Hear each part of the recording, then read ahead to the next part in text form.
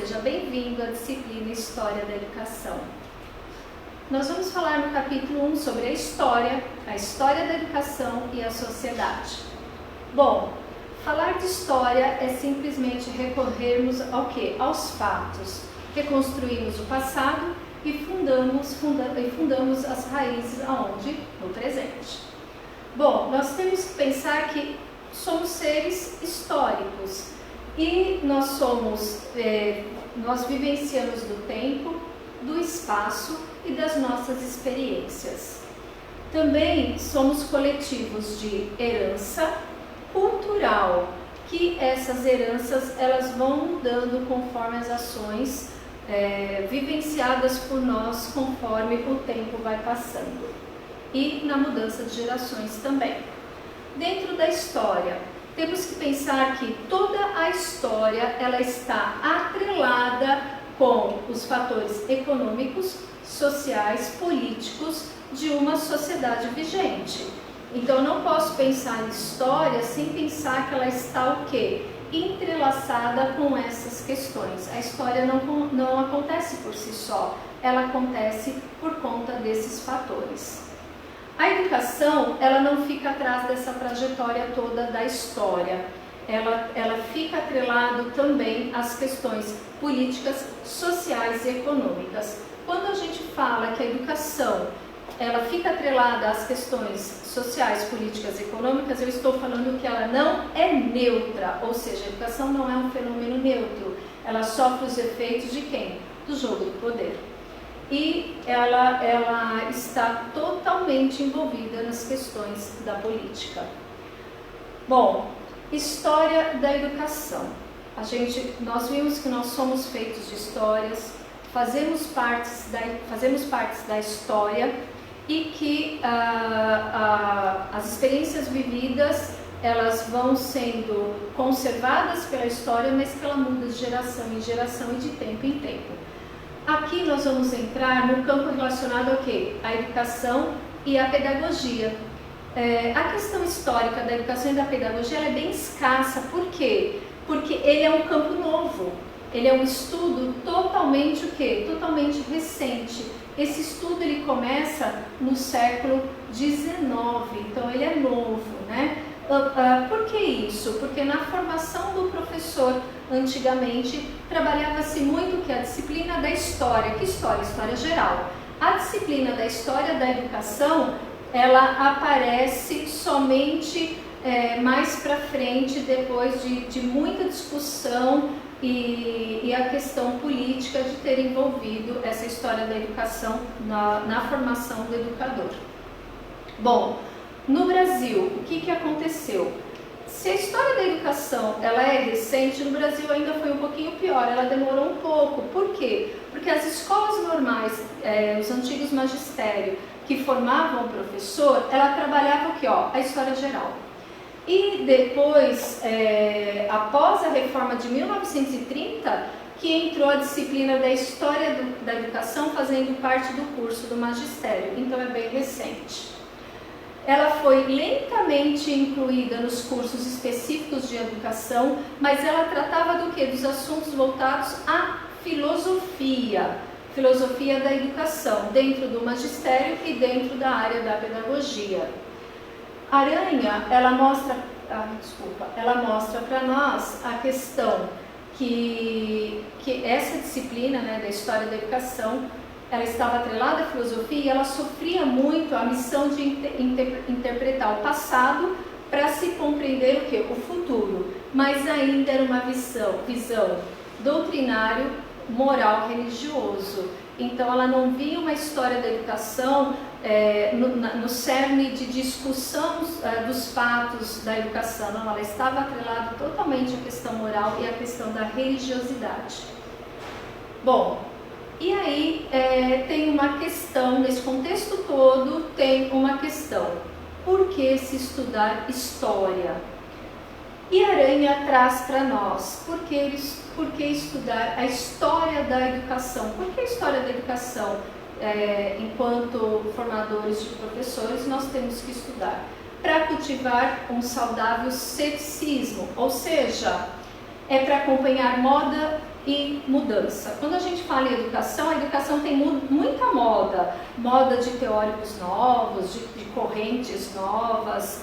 Então, nós estudamos a história da educação para compreender essa questão mesmo, acompanhar a moda da educação e as mudanças ocorridas no tempo e que ocorrerão no futuro. Para compreender a lógica das identidades múltiplas, ou seja, para compreender, então, estuda-se história da educação para se compreender a lógica das múltiplas identidades, ou seja, as memórias e as tradições pertencentes às crenças diferenciadas, às filiações, às sociedades diferentes. Estuda-se história da educação para pensar o indivíduo como produtor de história, ou seja, somos criadores de história e não produtores de história. Nossa compreensão crítica de quem somos e de como fomos. Então, estudamos história da educação para ter mesmo uma visão crítica real, né, de quem somos e de como fomos. Estuda-se história da educação para explicar que não há mudança sem história, ou seja, toda a mudança que teve na sociedade, na questão econômica, na questão política, fez-se história. Então, estuda-se história da educação para fabricar memória, viver com experiências que já foram passadas e pensar num futuro transformador. Então, precisa-se conhecer a história da educação com a intenção de entender o fazer pedagógico e que o homem é um ser histórico. Para isso, de uma maneira bem sintetizada, porque no guia didático da disciplina contém de uma maneira bem mais explícita o conteúdo. Então, aqui são alguns períodos da história da educação. O período primitivo, 4.000 anos antes de Cristo, é o período em que as artes eram feitas na caverna, né? Ele tinha um objetivo ritualístico e a educação era bem primitiva, apenas a aquisição das experiências. Temos aqui o Egito, 3.500 anos antes de Cristo, que desenvolveu a escrita a partir de 3.500 anos em hieróglifo. Criou escolas e templos, mas tinha apenas o teor religiosos. Mesopotâmia, inventaram a escrita cuneiforme. Era aquela escrita feita com objetos de ponta, de cunha, bem fininha. Eles já construíram bibliotecas e desenvolveram a astronomia e a medicina. A Índia, a educação da Índia, ela era bem discriminatória, ela tinha já uma divisão por castas. Os estudos eram de cunho religioso e o aprendizado era mnemônico, ou seja, era através e unicamente da memória. Aqui nós adentramos a China, que já tinha uma educação conservadora, era a transmissão apenas da sabedoria. Que sabedoria? Contida nos livros clássicos. Ela visava o ensino do cálculo e da alfabetização. Os hebreus, ele tinha uma educação totalmente voltada à religião e era transmitida pela Bíblia. Bom, nós vimos aqui o que é história, um pouquinho da história da educação e os períodos da história da educação. Nós vamos falar hoje sobre a Paideia, educação em Espartas e Atenas, educação em Roma e os filósofos da educação. A Grécia é o berço da nossa civilização. Ela se justifica porque a educação... Vamos falar sobre a Grécia. A Grécia é o berço de nossa civilização, exatamente porque ela trabalhou muito na questão do âmbito das ideias e da formação humana. Nós temos o período arcaico, que é dos séculos 6 a 8 a.C. Então, o que aconteceu nesse período? Grandes transformações nas relações sociais e políticas, o aparecimento dos filósofos nas colônias gregas e a passagem do pensamento mítico para o racional e o filosófico. Temos dentro da Grécia o período clássico, ele vai dos séculos 4 ao século V a.C. O que fala nesse período clássico aqui? Apareceram a produção nas artes, a literatura e a filosofia. Também apareceu a astronomia, a geometria e a matemática. De acordo com Azevedo, a educação teve um princípio na formação do cidadão, bem como um cidadão completo e virtuoso. Para tanto, era necessário o quê? Que abrangesse o corpo e a mente. Quando pensa-se na questão de um ser completo e virtuoso, aparece aí a palavra paideia, porque ela surge através do corpo e da mente, dessa concepção do homem virtuoso relacionado ao corpo e à mente. Ou seja, a paideia referia-se a quê? Exatamente a uma educação familiar, os bons modos e os princípios morais. Assim como também, nesse período, apareceram algumas matérias como a geografia, a história natural, a gramática, a retórica, a filosofia, a música e a ginástica. O conceito de paideia nos remete a uma concepção do quê? De formação integral do ser humano. Vamos agora para a educação em Esparta. Quando chega-se em educação em Esparta, verifica-se que os meninos, ao completarem 7 anos, eram retirados de suas mães, ou seja, retirados do seio familiar e levados para onde? Para os cuidados do Estado. Esse jovem, ele era considerado já um jovem guerreiro, só que ele era educado para suportar a dor, a fome, o frio, a dormir com desconforto, obedecer e vestir-se de forma despojada. A mulher, em destaque em Esparta, na qual já apresentava cuidados com o corpo, começava com uma política de eugenia, ou seja, uma prática de melhoria para a espécie. O que seria essa melhoria para a espécie? Fortalecer a mulher, para quê? Para que ela gerasse filhos sadios e robustos e saudáveis. Então não era a questão da figura da feminina sendo valorizada, não, ela era preparada para que, em nível de corpo, um corpo forte e sadio, porque ela tinha de gerar filhos saudáveis. Nessa época, na educação em Esparta, as crianças deficientes ou frágeis demais, eles eram abandonados pelas mães, pela família. Era a formação que se dava na educação em Esparta. A educação era moral, voltada ao respeito pelos mais velhos. Tinha uma valorização de obediência e algo muito particular, a aceitação dos castigos. Então, os castigos vindo dos mais velhos, ele era muito bem aceito. Temos agora a educação em Atenas. Atenas difundiu o quê? Uma educação a todos os cidadãos livres, pensando numa formação moral, porque, antes vinha a formação moral, aqui aparece a formação intelectual. Então, a criança aos 7 anos de idade, ela saía do cunho familiar, ela ia fazer o quê? Ia se alfabetizar. A menina não. A menina ficava em casa aprendendo os dotes domésticos com a mãe. O menino ia se alfabetizar, aprender educação física e música. A educação elementar básica, ela se complementava aos 13 anos de idade. As mais pobres iam em busca já de um trabalho, de um ofício, e os ricos continuavam com o quê? Com os estudos. E aos 18 anos ele já seguia para uma preparação militar. Aqui nós vamos entrar um pouquinho nos filósofos, de uma maneira sucinta, porque de uma maneira mais ampla, contém o guia didático da sua área.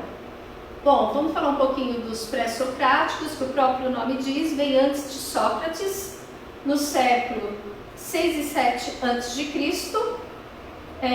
Os filósofos pré-socráticos, o que eles buscavam? Elementos da natureza, as respostas da formação do ser humano e do mundo.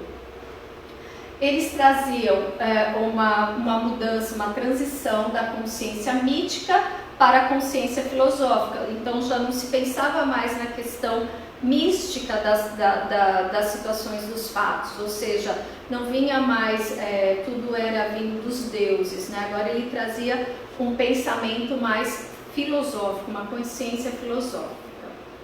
Sócrates, ele viveu no período clássico, nos séculos 5 e 6 a.C. Sócrates, ele passava horas e horas discutindo em praças públicas e ele parava os transeuntes para fazer uma questão do qual aquela pessoa sabia muito daquele conteúdo. E ele fazia com que a pessoa ficava um pouco na dúvida sobre aquilo que ele conhecia. Então, o que Sócrates fazia? Ele ia questionando as pessoas de maneira que deixava ele sem saída de resposta. E o que ele falava? E o que ele fazia? As pessoas a serem obrigadas a reconhecerem sua própria ignorância. Ou seja, ele utilizava o método socrático. Era a questão que ele ditava que a sabedoria começava pelo reconhecimento da sua própria ignorância. Ou seja, aquela frase muito famosa, só sei que nada sei. Para Sócrates, quando o indivíduo chegava a perceber que ele não sabia nada, era exatamente o princípio da sabedoria. Aqui é Platão, 428 a 347 a.C., foi discípulo de Sócrates, lecionou por muitos anos. A teoria do seu conhecimento está atrelado à alegoria da caverna, do qual o conhecimento seria a possibilidade da salvação. Aqui eu coloquei para vocês, a alegoria da caverna, do qual o indivíduo preso, acorrentado dentro da caverna, do qual ele não via nenhuma imagem. E aí, num determinado período, ele tira as correntes, sai da caverna, vê a luz, vê as imagens do qual ele só via sombras, e ele volta para a caverna contando o que ele viu.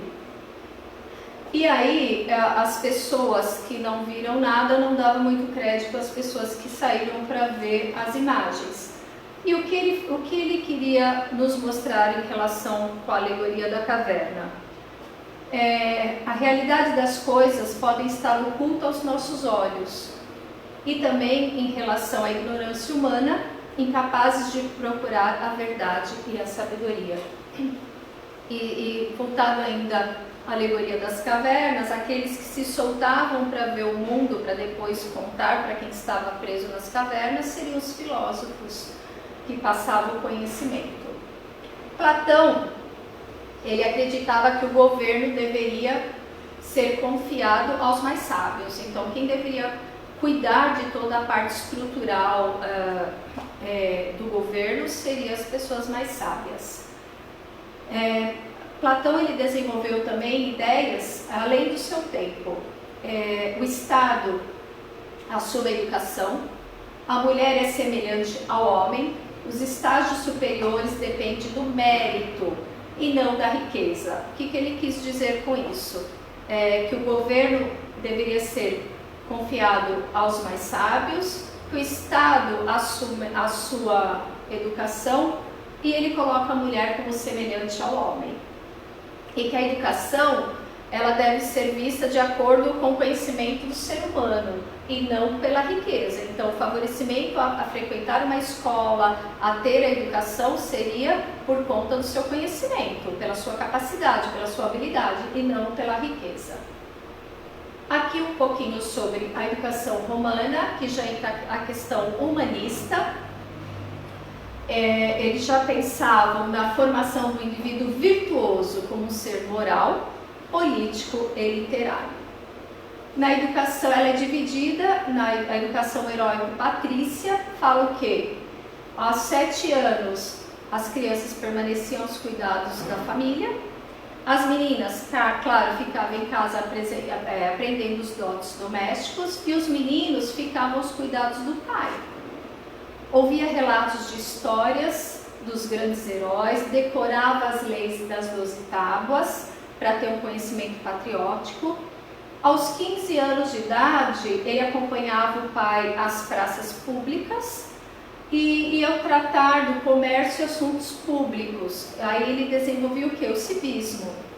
Já aos 16 anos de idade, o jovem era encaminhado para a função militar ou política. A educação cosmopolita, 7 aos 12 anos de idade, as crianças iam aprender a ler e escrever, só que aprendiam demoradamente a ler e escrever. Elas escreviam com estiletes em tabuinhas enceradas e elas eram ameaçadas por castigo. Aos 12 aos 16 anos de idade, tinham contato com os clássicos gregos, ampliando seus conhecimentos literários e estudava as chamadas disciplinas reais. A educação no Império já mudou um pouquinho, foi diferente das oferecidas anteriormente, porque aparece a intervenção do Estado nos assuntos educacionais. Aqui, na educação do Império, o que o Estado ele institui? A criação de escolas municipais, o pagamento de alguns cursos da retórica, a oficialização de nomeação de professores feito pelo Estado. Ele cria bibliotecas nessa época, o desenvolvimento do ensino terciário e a criação das cátedras, com os cursos de medicina, matemática, mecânica e direito. Bom, aqui os períodos apresentados foi para a gente ter uma visão um pouquinho da linha dessa história da educação, e que a educação ela é totalmente enraizada com os fatos históricos. Vimos de maneira bem sintetizada nesse capítulo a paideia, educação Espartas e Atenas, educação em Roma e os filósofos. Nós vamos ver hoje humanismo, reforma protestante, educação jesuítica, Locke, Fénelon e Comenius. O Renascimento ocorreu nos séculos XV e XVI. É um período do qual apareceram grandes invenções e viagens ultramarinas. Aparece a questão do humanismo, que é a questão da secularização do saber, ou seja, desvestir da parcialidade religiosa para tornar a educação mais humana. Assim pode formar o espírito do indivíduo culto. O olhar humano desvia-se de quem? Do céu para a terra, preocupando-se mais com as questões do cotidiano, ou seja, a observação dos fatos. O humanismo relacionado à educação teve um grande interesse na proliferação do colégio e manuais para professores e aluno. A escola ela tinha como função apenas fazer o quê? Cuidar da formação moral do aluno. Os estudos eram da medicina, que ampliaram o conhecimento para anatomia com a prática da dissecação. Nas artes, houve criações intensas voltadas aos assuntos religiosos. Nas artes em geral, houve criações intensas e os assuntos religiosos voltaram para um viés humanista. Aqui nós vamos falar um pouquinho sobre a reforma protestante. Não totalmente como está no guia didático de vocês, mas de uma maneira sucinta, só para dar uma explanação sobre o assunto. A reforma protestante foi uma transformação religiosa muito grande da época, foi iniciada por Martim Lutero em 1483 até 1456, pelo monge agostiniano alemão e professor da Universidade de Winter.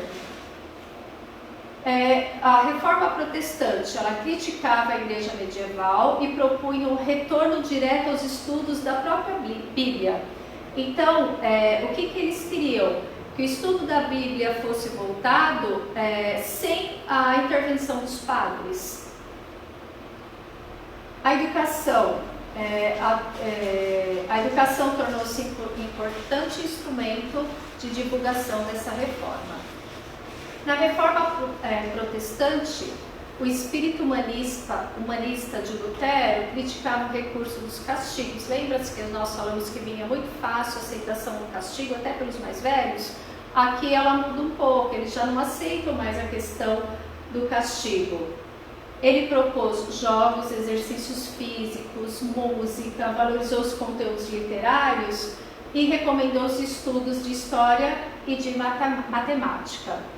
Para combater a expansão dos protestantes, a Igreja Católica incentivou a criação de ordens religiosas. Com a criação dessas ordens religiosas aparecem quem? Exatamente os jesuítas, que caracterizados como soldados de Cristo.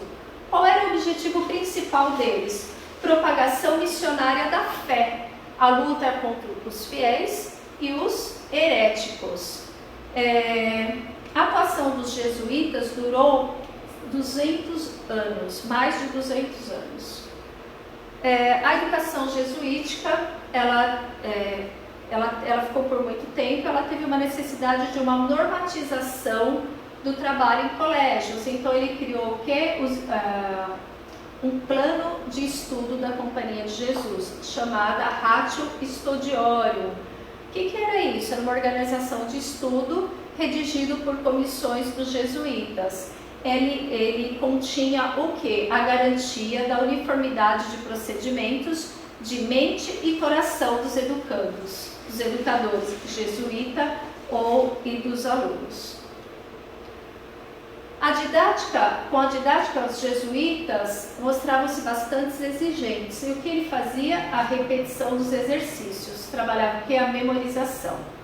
Outra característica do ensino jesuítico é o estímulo à competição entre os indivíduos e a classe. Ou seja, se ele trabalhava a memorização, aquele que memorizava mais, ele se destacava frente aos outros. Com isso criou-se o quê? A competição entre eles. Aparece para nós John Locke, que ele era inglês e viveu no século XVIII. Quais eram as concepções dele? A questão do liberalismo, teoria empirista do conhecimento. Ele não defendia a universalização da educação, mas ele trazia sim uma pedagogia de caráter elitista. Para ele, a preocupação maior com a educação era a formação de gentlemen, ou seja, o gentil homem, que eram os filhos do gentry, que era uma parte da nobreza inglesa. Para ele, era proposto a tríplice do desenvolvimento físico, moral e intelectual. John Locke definiu a mente humana, ou seja, como uma tábua rasa. Na educação a gente ouve muito isso. A criança, ela era comparada com uma tábua rasa. O que é isso? A criança não tinha nada em mente, mas o adulto, ele ia colocando a mente na cabeça da criança, ou seja, ela ia escrevendo nessa tábua rasa. O conhecimento, ele seria colocado nessa tábua rasa. Mais para frente aparece Comênios, João Amós Comênios, de 1595 a 1670. Ele foi o maior educador e pedagogo do século XVIII, conhecido o pai da didática moderna. O que Comênios falava? Ensinar tudo a todos. Então Locke falava que não queria essa universilização da educação. Então nós vimos o Locke, que não queria uma educação voltada a todos, mas sim uma educação elitista. Mas Comênios vem e diz não, ele quer ensinar tudo a todos, tem que ensinar tudo a todos. Comênios, ele participou da didática magna, que marca o início da sistematização da pedagogia e da didática do Ocidente. Ele dedicou-se anos e anos escrevendo essa didática magna e ele escolheu esse nome porque ele falava que ele não queria uma obra restrita, mas ele queria uma obra muito ampla. Então, neste livro, ele cuidou das questões da teoria da didática e do cotidiano da sala de aula. Ele também colaborou muito no processo de ensino-aprendizagem, no qual ele falava que deveria ir do simples para o complexo e que as crianças deveriam ter experiências e serem o quê? Ativas. Para ele, as escolas seriam oficinas da humanidade, a verdadeira iniciação da vida. Por fim, aparece Fénelon em 1651 a 1715. Fénelon ele cuidava mais da educação feminina. O que o Fénelon observou? Ele vivia em castelos e ele observou muito a questão da mulher. Falava que a mulher era um apêndice do homem, ou seja, ela era privada da cultura, ela era privada dos conhecimentos. E Fénelon ele cria uma diretriz da educação feminina, porque a maioria delas, inclusive, era o quê? Analfabeta. E nessa diretriz para a educação feminina, Fénelon coloca que recomendava uma educação alegre do que o prazer no esforço. As moças receberiam uma instrução geral de gramática, poesia, história e leitura, selecionada por obras clássicas e religiosas. Como a formação de mulheres não era prioridade, as diretrizes da educação feminina garantiam um atendimento específico e de respeito somente às jovens. Bom, nesse capítulo nós vimos o humanismo, a reforma protestante, a educação jesuítica e os filósofos.